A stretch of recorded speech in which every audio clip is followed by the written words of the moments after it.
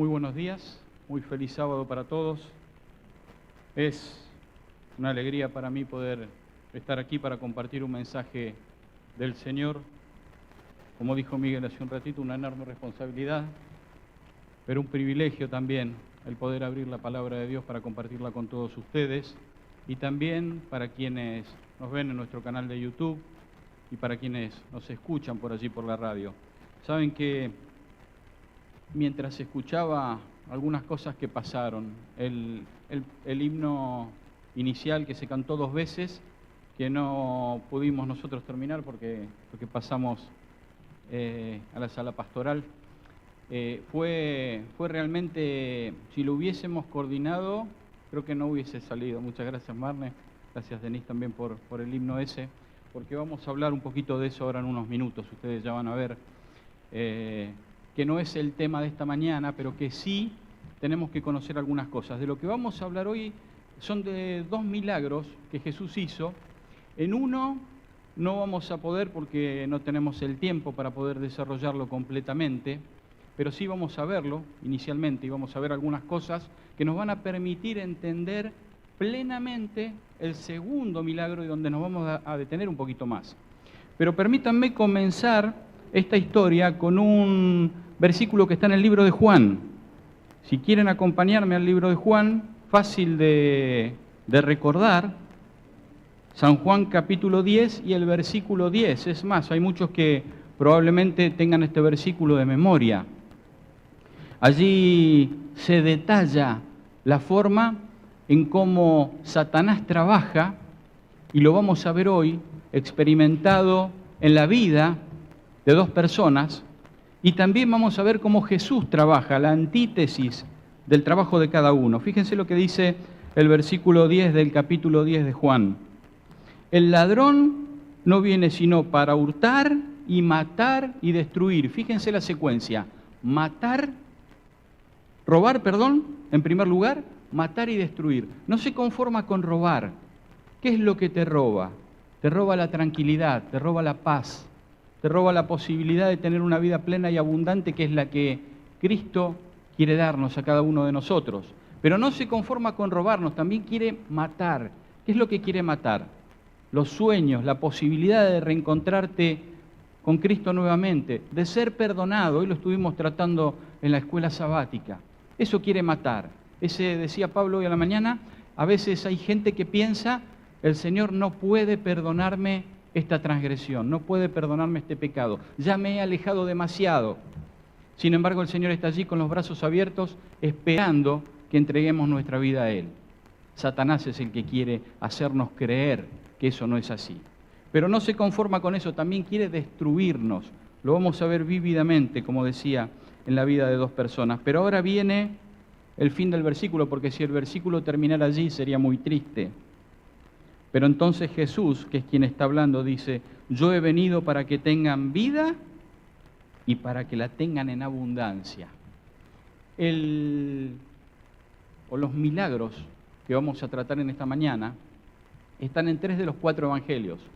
Está en el capítulo 5 de Marcos y en el capítulo 8 de Mateo y 8 de Lucas también. Nosotros lo vamos a ver relatado por Marcos, allí vamos a ver el detalle, pero también tengan presente, porque vamos a ir para Lucas 8 y para Mateo 8 en algún momento para ver alguna cosita que ellos agregan y que nos da un poquito más de luz a lo que queremos ver. Y quiero mencionarles algo antes de comenzar. Lo que vamos a empezar a relatar está a continuación de lo que ocurrió en el capítulo 13 de Mateo. Y ustedes dirán, ¿cómo si está en el capítulo 8, cómo a continuación del 13? Bueno, Mateo, sabemos, no escribió en orden cronológico las cosas como iban ocurriendo, sino como iban impactando en su corazón. Y allí en el capítulo 13 de Mateo nosotros encontramos a Jesús predicando a las multitudes, sanando a las multitudes, hablándoles acerca del reino, de las condiciones para poder alcanzar el reino de los cielos y de cómo Jesús quiere darnos vida plena y abundante. Y ya Jesús llevaba varios días predicando a la multitud. Y había algo, Jesús, ustedes recuerdan, es plenamente Dios, pero plenamente hombre. Él no trajo sus poderes divinos a la tierra, sino que aquí tuvo la naturaleza humana, la misma que nosotros. Así que después de días de predicar, de enseñar, estaba cansado. Pero no solo estaba cansado físicamente, también estaba cansado psicológicamente. ¿Por qué? Porque allí en el grupo había fariseos. Y estos fariseos no estaban para escuchar y adorar a Dios, sino todo lo contrario, para poner, como diríamos hoy, palos en la rueda.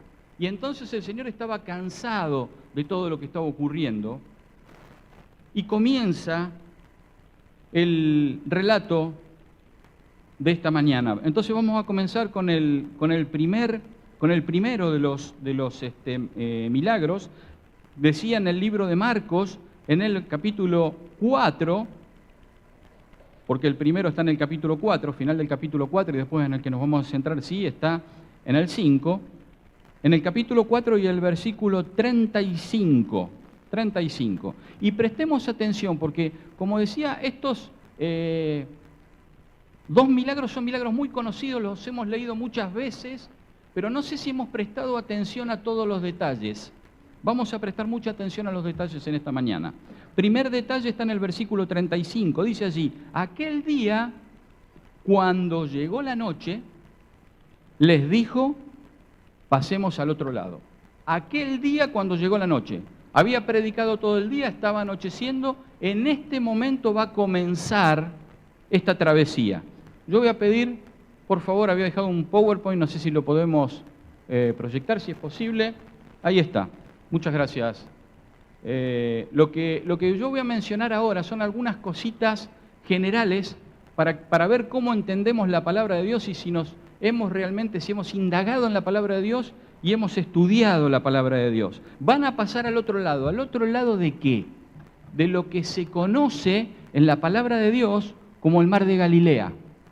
Y es lo que cantamos hace un ratito, ¿verdad?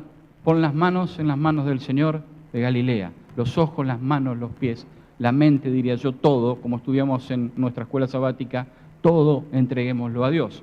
Pero en la palabra de Dios encontramos al menos dos acepciones diferentes para este mar de Galilea. Lo vamos a encontrar como mar de Galilea. Un poquito el micrófono porque me voy a correr en unos segunditos. Lo vamos a encontrar como mar de Galilea. Gracias. Decía, también lo vamos a encontrar como lago de Genesaret. ¿Por qué el lago de Genesaret? Porque ellos están del lado oriental, están en la llanura de Genesaret, entonces también se lo conoce como lago de Genesaret. En esta imagen satelital de paso está la ciudad aquí de Tiberias. Y el lago también lo podemos encontrar como lago de Tiberíades, porque está allí la ciudad de Tiberias o de Tiberíades en otras versiones, que se construyó en honor al general romano Tiberio. Entonces encontramos allí mar de Galilea, lago de Genesaret, lago de Tiberíades. ¿Esto es un mar o es un lago? Bueno, saben que no es un mar, es agua dulce, y saben que tampoco es un lago. Y entonces, si no es un mar y no es un lago, ¿qué es?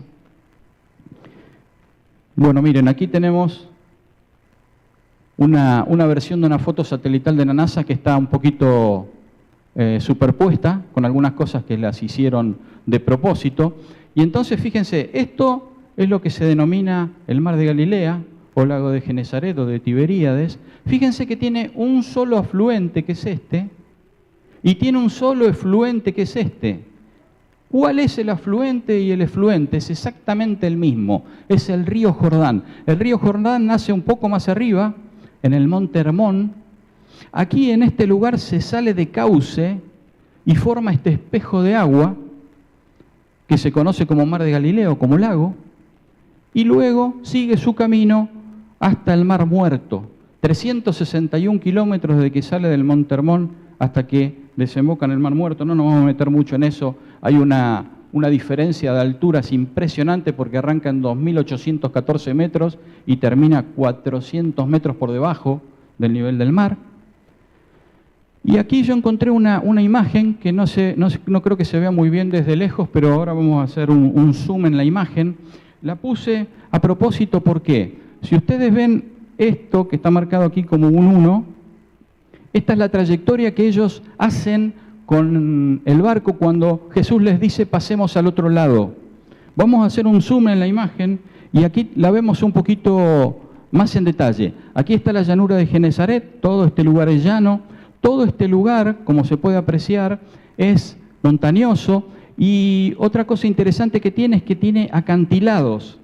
Es la zona de Gadara, lo podemos encontrar, nosotros vamos a ver a los gadarenos, pero la podemos encontrar también como región de los gerasenos, como dice allí. Haciendo un zoom un poquito mayor, me gustó mucho esta imagen porque, como se decía recién en la historia de niños, la Biblia nos permite volar con nuestra imaginación, pero aparte de volar con nuestra imaginación, yo quiero que tengamos algunas ideas. Fíjense, esta es una pequeña playa donde va a desembarcar Jesús, y aquí está el acantilado, vemos algunos huecos en el acantilado, y aquí vemos una parte llana alta. Una imagen de hoy, de esta zona, esta es una imagen real, y la última imagen que quiero mostrarles es la misma foto satelital y la distribución de las 12 tribus de Israel. Y aquí vemos la tribu de Gad. Acordémonos de la tribu de Gad. Aquí ya terminamos con el PowerPoint, muchas gracias, podemos sacarlo. Vamos a seguir ahora con el mensaje de esta mañana. Ahora sí. Vamos a seguir con el mensaje de esta mañana, pero quería que tuviésemos claro esto. Entonces vamos a comenzar con el primero de los milagros. Decíamos, estamos allí en el capítulo 4 de Marcos. Pidió Jesús ir del otro lado. Y miren lo que dice ahora el versículo 38. Y despidiendo a la multitud, le tomaron como estaba, dice. ¿Qué quiere decir esto? Le tuvieron que ayudar a Jesús a poder subir a la barca, porque estaba cansado. Ya decíamos que llevaba bastante tiempo allí, predicando, sanando, y estaba cansado. Y dice, otro dato interesante que aporta Marcos, que no lo aporta ni Mateo ni Lucas, dice también allí que lo llevaron a la barca y que había también con él otras barcas. Jesús no estaba solo, había varias barcas allí de pescadores, y ahora que Jesús iba a ir a la otra orilla, había mucha gente que quería seguir escuchando a Jesús, no quería dejar que se fuera. Así que le pidieron a los dueños de esas barcas que se embarcaran también junto con Jesús. Y entonces la palabra de Dios, fíjense, el relato es muy rápido, es demasiado rápido, como lo relata la palabra de Dios. ¿Por qué? Porque los escritores bíblicos se centran en los acontecimientos que han impactado su mente. Pero yo quiero ahora que pensemos, este acontecimiento ocurre cuando llega la noche de este primer día, ¿no es cierto? Allí se embarcan, y si ustedes se fijan, en el versículo 37, automáticamente dice que se levantó una gran tempestad. Eso no ocurrió así de esa manera. En el deseado de todas las gentes hay un capítulo en particular que se llama Calla y enmudece, que para quienes tengan el libro y los quieran leer, les recomiendo, porque hay muchos detalles, tanto de este milagro como del segundo, que es en donde nos vamos a concentrar. Y yo quiero agregarle algunas cositas más. En ese lugar que vimos hace un ratito, bueno, se quedó el PowerPoint, así que vamos a aprovechar a ir para atrás un segundito.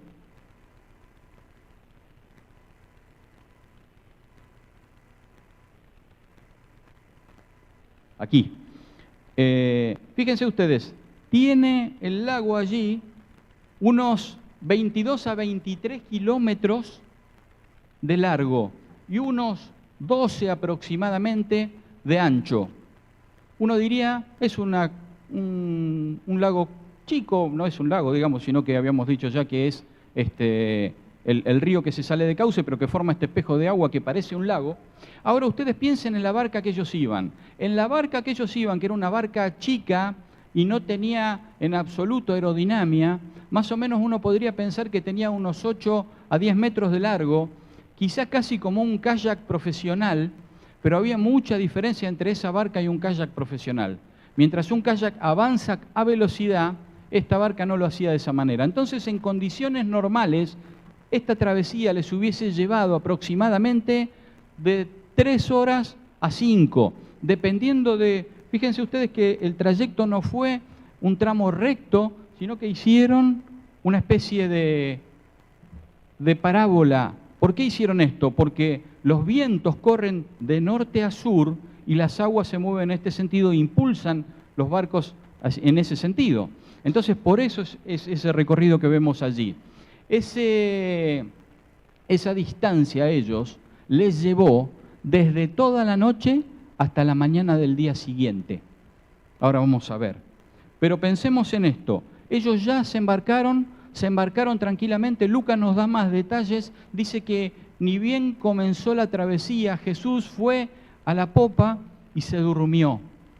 Casi instantáneamente se durmió de lo extenuado que estaba, de lo cansado que estaba. Pero los discípulos siguieron remando, iban remando, y podemos llegar a pensar que cuando llegaron al centro del lago, cuando estaban a mitad de travesía, entonces sí ocurrió lo que dice el versículo 37 del capítulo 5 de Marcos. Dice allí que se levantó una gran tempestad de viento y echaba las olas en la barca de tal manera que ya se anegaba. ¿Qué quiere decir que ya se anegaba la barca? El agua estaba entrando dentro de la barca, olas que pasaban por encima de ella, y entonces la barca corría riesgo de hundirse. Y allí estaban los discípulos. Y fíjense que los discípulos pareciera como que inmediatamente van a ver a Jesús, pero no fue así. Ellos conocían muy bien esta extensión de agua. Las pescas milagrosas, ustedes recordarán, entre tantas cosas que pasaron allí. Ellos habían navegado muchas veces, conocían las tempestades que se daban muy de repente en este lugar. Y es un lugar que hasta el día de hoy pasa exactamente lo mismo. Por la extensión de las montañas del lado occidental, se generan vientos muy fuertes, corriendo, como decía, de norte a sur, hacia el lugar oriental, y se generan muy rápidamente, en muy poco tiempo. Casi de imprevisto, porque cuando salieron la noche estaba perfecta para navegar, pero resulta que a mitad de travesía es donde se levanta esta tormenta. Y entonces los discípulos que conocían comenzaron a querer pasar por la tormenta de la manera que ya habían pasado otras, pero esta tormenta es diferente a las demás. Y entonces la tormenta cada vez más y más golpea contra la nave, y entonces están corriendo el serio riesgo de hundirse. Y hay allí una cita que quiero mencionar del deseo de todas las gentes, como les decía de este capítulo Calla y enmudece, que dice así: absorto en sus esfuerzos para salvarse, se habían olvidado de que Jesús estaba a bordo. Ahora, reconociendo que eran vanas sus labores y viendo tan solo la muerte delante de sí, se acordaron de aquel a cuya orden habían emprendido la travesía del mar. Y aquí podemos sacar una enseñanza práctica, una primera enseñanza práctica para nuestras vidas hoy. ¿Qué hacemos nosotros cuando nos enfrentamos con las tormentas de la vida? ¿Será que por más pequeña que sea esa tormenta, rápidamente vamos, nos postramos y le pedimos al Señor que sea quien nos guíe? Es más, ¿será que antes de que ocurra esa tormenta hemos entregado nuestras vidas en la mano del Señor para que guíe toda nuestra vida, independientemente de si haya tormentas o no? ¿O será que hacemos como los discípulos, que pensamos que ya estamos acostumbrados, que hemos pasado otras veces por pruebas similares y que nosotros con nuestras fuerzas podemos otra vez ahora atravesar esa tormenta o esa situación difícil? Parece mentira, pero los discípulos que se habían encaminado en esta travesía por orden de Jesús se habían olvidado de Él. Pero ahora, cuando llegaron al límite, cuando llegaron ya a una situación que era imposible controlarla, cuando la tormenta, otra cosa de las que estaba haciendo con el tremendo oleaje que había, era juntar las barcas, y no solo entraba agua a las barcas, sino que corrían el riesgo de que se golpearan entre ellas, entonces viene el versículo 38. Dice: y él estaba en la popa durmiendo sobre un cabezal, y le despertaron y le dijeron: maestro, ¿no tienes cuidado que perecemos? Y levantándose reprendió al viento y dijo al mar: calla, enmudece. Y cesó el viento y se hizo grande bonanza. Y yo quiero que pensemos dos cosas. Esto que estaba ocurriendo allí en el medio de la mar, que aparentemente es solo para quienes estaban allí viéndolo, presenciándolo o sufriéndolo, ¿sí? Se calma de manera milagrosa esta tremenda tormenta solo con una palabra de Jesús. Las aguas vuelven otra vez a su cauce normal, los vientos cesan, se despejan las tinieblas, se alcanzan a ver las estrellas nuevamente, la luna. Esto también pasa en la ribera occidental. También quienes están allí en la ribera occidental están viendo eso.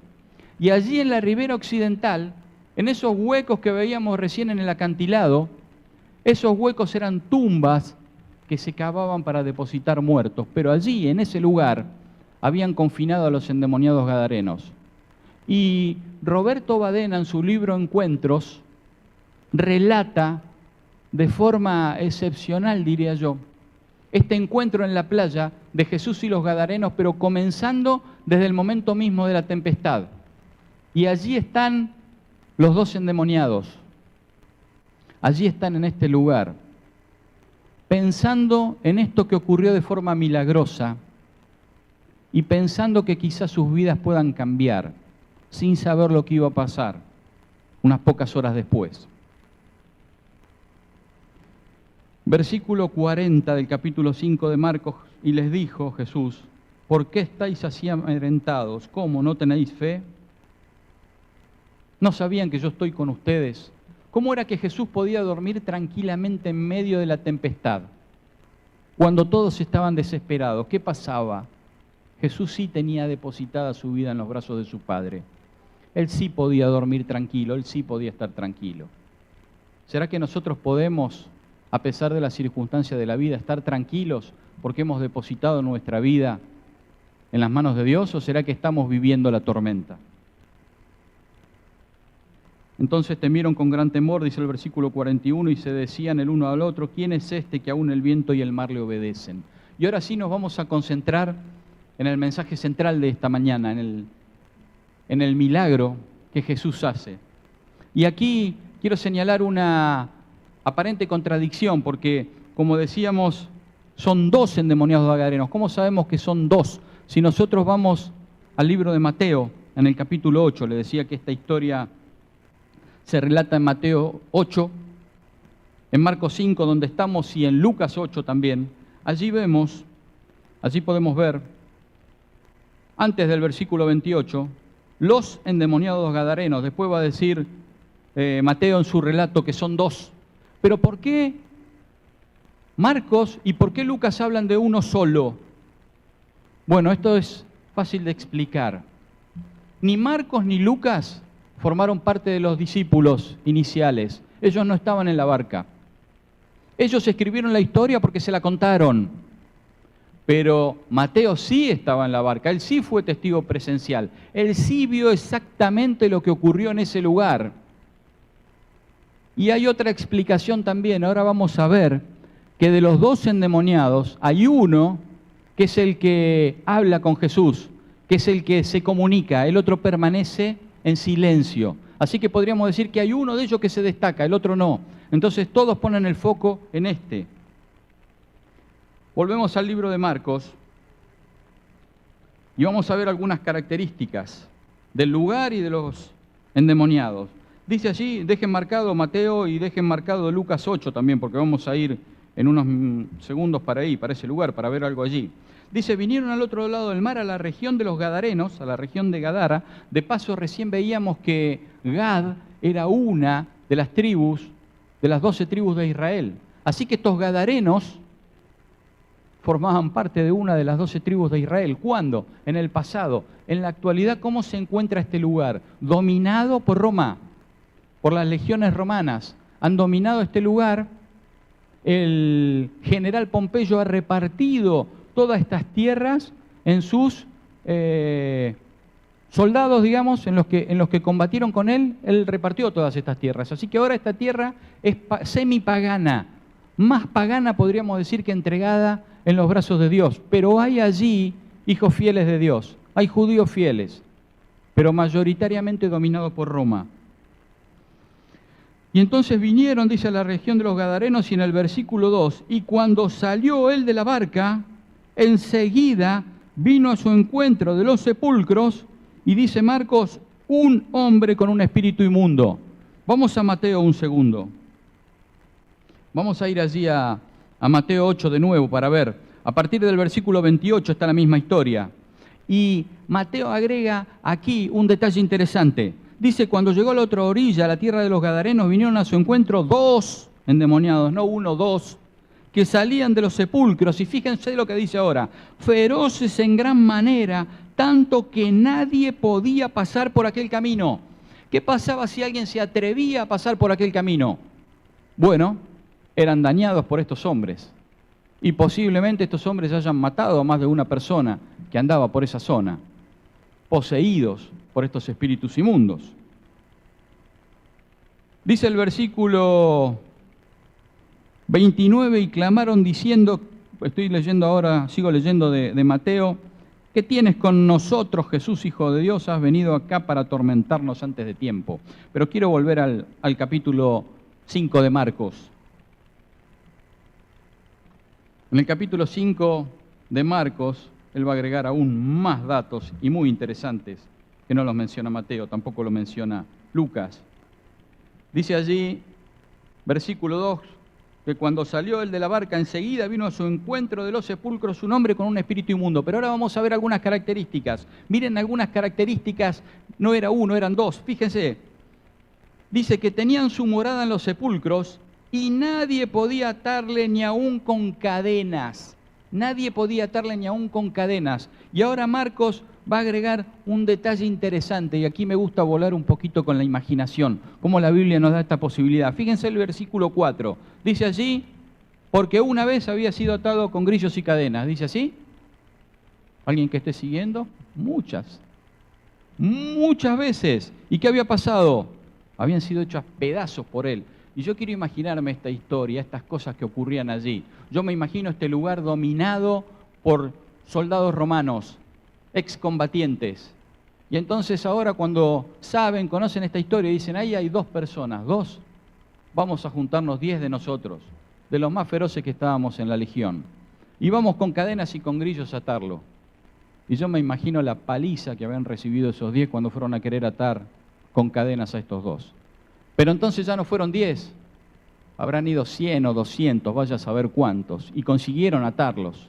Pero ¿qué pasaba cada vez que los ataban? Ellos rompían las cadenas. Y no solo una vez, la palabra de Dios nos dice, muchas veces habían intentado atarlos con grillos y cadenas, pero no habían podido. Muchas veces.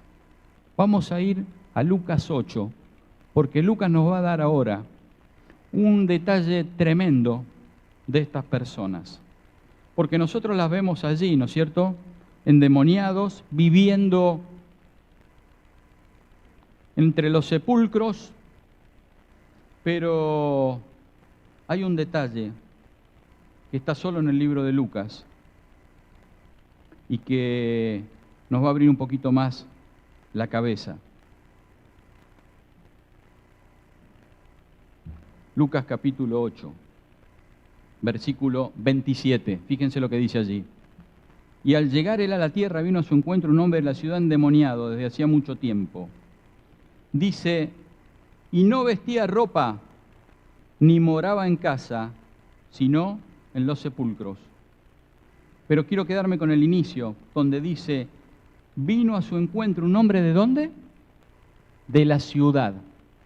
¿De dónde había venido este gadareno? ¿De dónde habían llegado a los sepulcros? ¿Cómo es que habían llegado a los sepulcros? ¿Cómo es que estaban endemoniados allí atados con cadena? Estos hombres eran hombres que en algún momento vivieron en la ciudad.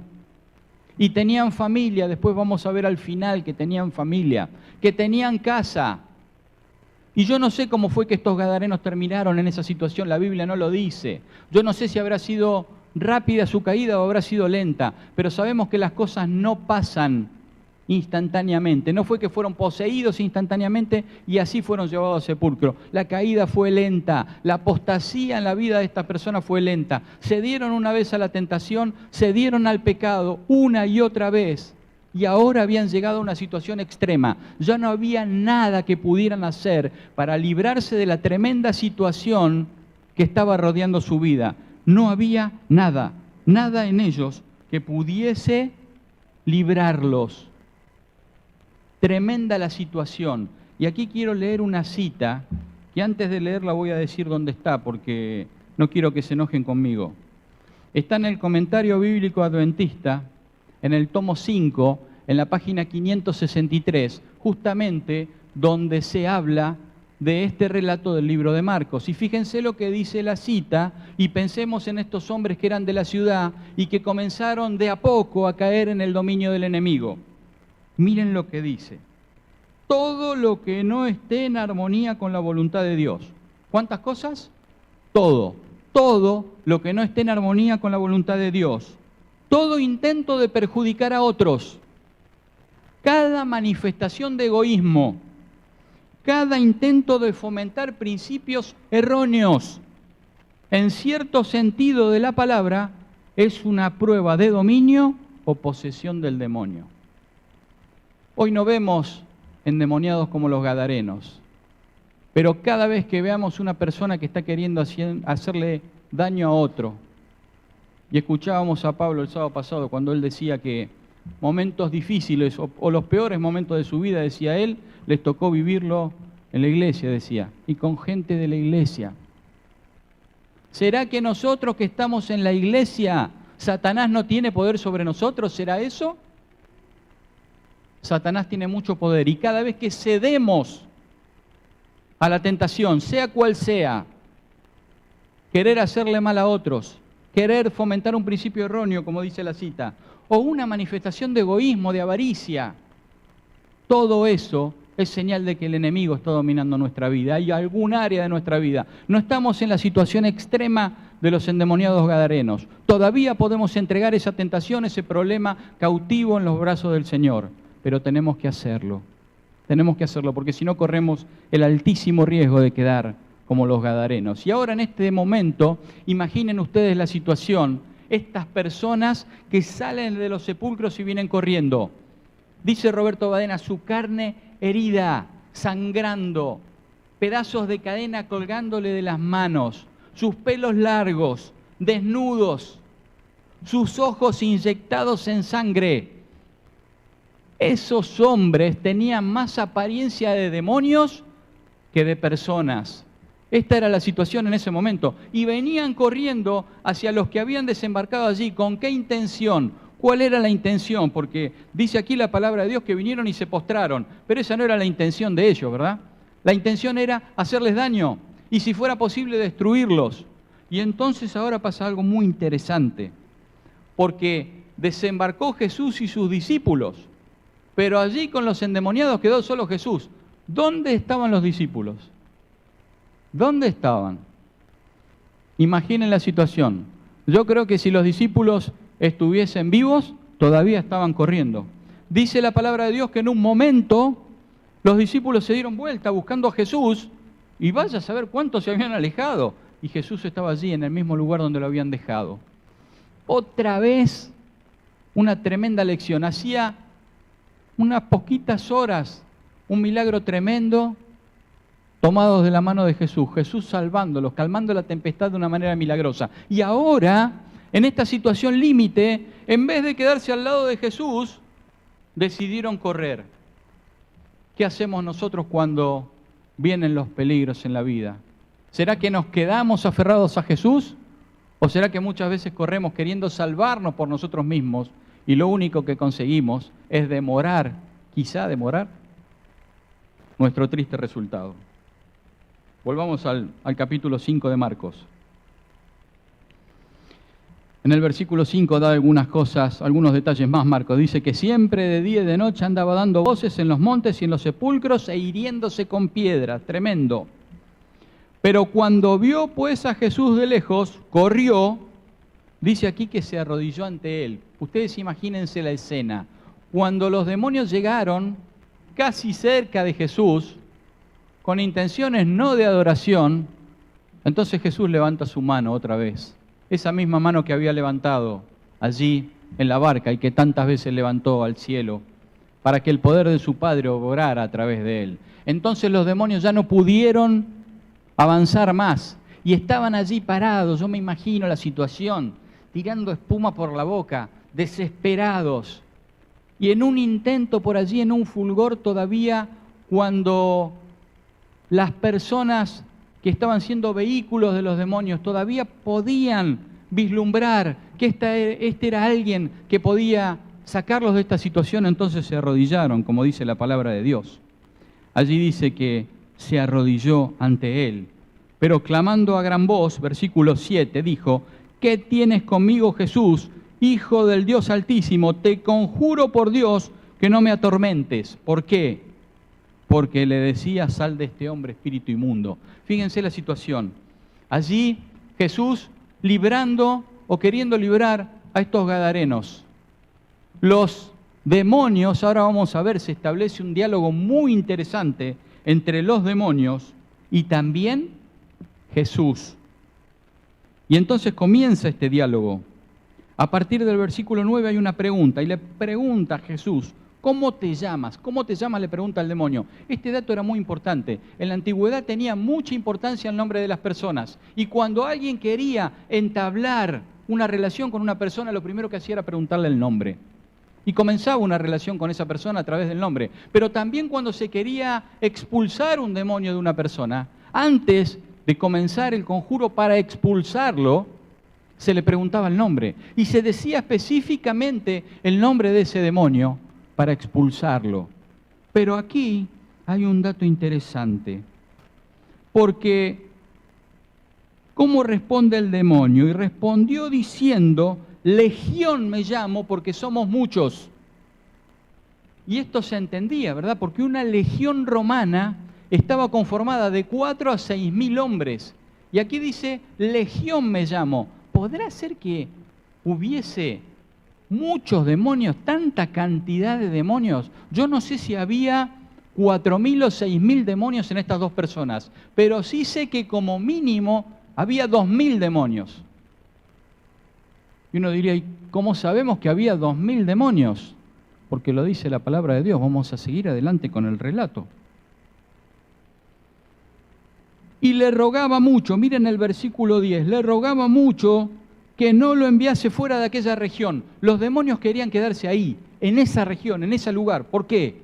Porque era una región propicia para los demonios. Habíamos dicho que era una tierra semipagana. Querían quedarse allí, en ese lugar. Versículo 12, y rogaron todos los demonios, diciendo: envíanos a los cerdos para que entremos en ellos. Nosotros vimos hace un momento, y tenemos allí la imagen, ¿verdad? Bueno, ahí vemos la costa, vemos la playa donde desembarcó Jesús, el acantilado, la zona alta, allí donde dice Gadara. Allí es donde está esta piara de cerdos, esta cantidad de cerdos, ahí en ese lugar. Y los demonios dicen: envíanos a esos cerdos. ¿Cuál era la intención de los demonios? Ahora vamos a ver en unos segundos. La intención de los demonios era traer el mal a este milagro que Jesús estaba por realizar. Y vamos a ver que aparentemente tuvieron éxito. Vamos a ver que inicialmente parece que tuvieron éxito. Ahora, yo pregunto, ¿Jesús sabía cuál era la intención de los demonios cuando le piden que los mande a los cerdos? ¿Sabía o no sabía? Claro que sabía cuál era la intención. Los demonios tenían la intención de hacer mal, pero vamos a ver que Jesús utiliza ese mal que Satanás muchas veces quiere hacer y que quiere hacer en tu vida y en la mía, lo utiliza para que podamos captar la presencia de Dios en nuestras vidas y podamos salir de esta situación. Y entonces continuamos con el relato. Versículo 13. Y luego Jesús les dio permiso, y saliendo aquellos espíritus inmundos, entraron a los cerdos, los cuales eran como 2.000. 2.000 cerdos había allí. Por lo menos cada cerdo fue poseído por un demonio, como mínimo, quizá más. Pero por eso digo que como mínimo había 2.000 demonios. Y dice: y el hato se precipitó en el mar por un despeñadero, y en el mar se ahogaron. Esto trajo un tremendo perjuicio económico en el lugar. Ahora vamos a ver un poquito más adelante cómo reacciona la gente. El perjuicio realmente era muy grande. Nosotros cuando lo vemos decimos: bueno, 2.000 cerdos. No nos dice mucho 2.000 cerdos. Pero, a ver, para que tengamos una idea, el kilo vivo de cerdo, como se vende antes de ir a un frigorífico, vale hoy, a dinero de hoy, aquí en nuestro país, 153 pesos. Para hacer números redondos vamos a decir 150 pesos el kilo de un cerdo. ¿Y cuánto pesa un cerdo? Puede pesar entre 40 a 400 kilos, dependiendo del grado de desarrollo. No todos pesaban 40, no todos pesaban 400. Vamos a suponer que pesaban 200 kilos promedio. Entonces tenemos que 200 por 150 30.000 pesos. Cada cerdo, 30.000 pesos. Pero no había un cerdo, había 2.000. Y si nosotros multiplicamos los 30.000 de cada uno por los 200, nos da 60 millones de pesos. ¿Era un perjuicio económico importante o no? Era un perjuicio económico. Y Jesús lo permitió. ¿Por qué permitió este tremendo perjuicio? Vamos a ir un poquito más adelante, versículo 14. Y los que apacentaban los cerdos huyeron y dieron aviso en la ciudad y en los campos y salieron a ver qué era aquello que había sucedido. Otra vez, entre el 14 y el 15 casi no pasa tiempo en la palabra de Dios y por eso nosotros tenemos que estudiar las Escrituras, como dice el Señor, no solo leerla, porque si nosotros leemos el versículo 15, que está a continuación del 14, parece que esto ocurre instantáneamente. No, están en ese lugar alto, Jesús está en la playa, los que están allí apacentando los cerdos tienen que ir hasta la ciudad, avisarle a las personas, y entonces allí vienen y llegan hasta la playa donde está Jesús. Aquí hay un lapso de tiempo entre que esto ocurre. En ese lapso de tiempo, los 2 endemoniados gadarenos están allí, a los pies de Jesús, escuchando la palabra de Dios, lo que nunca escucharon, recibiendo un bálsamo en sus vidas casi destruidas. Casi Satanás llega a lograr ese cometido que tenía. Ustedes recuerdan, robar, matar y destruir. Estaba con estos gadarenos en la última etapa, en la etapa de destrucción. Ya casi no le quedaba nada. Y en esta etapa de destrucción, cuando ya casi no le quedaba nada, allí llega Jesús. Y aquí tenemos otro maravilloso mensaje, que no es el tema nuestro en esta mañana, pero no puedo dejar de mencionarlo. Salvación solo por la gracia. ¿Qué hicieron estos gadarenos?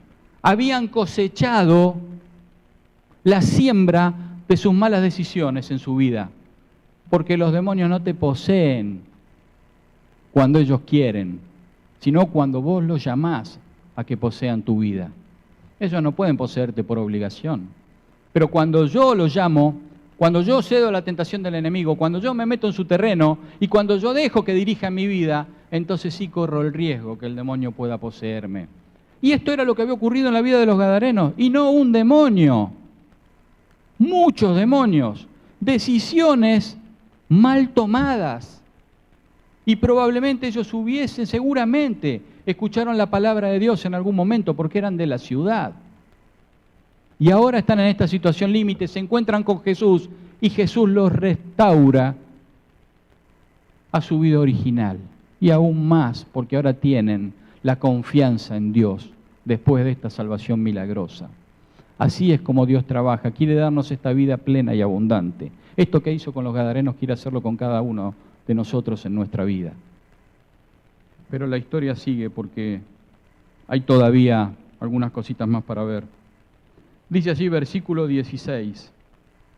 Y les contaron lo que habían visto, cómo le había acontecido al que había tenido el demonio y lo de los cerdos. Le contaron todo y allí había personas que habían pasado por la tempestad también hace unas horas atrás y también le contaron eso. Este que está aquí obra milagros, es capaz de solucionar cualquier problema. Nosotros venimos de un problema imposible de solucionar y lo solucionó. Y ahora nos encontramos con algo que nunca hemos visto. Y Jesús solucionó este problema. Aquí está la solución para todos los problemas de esta región.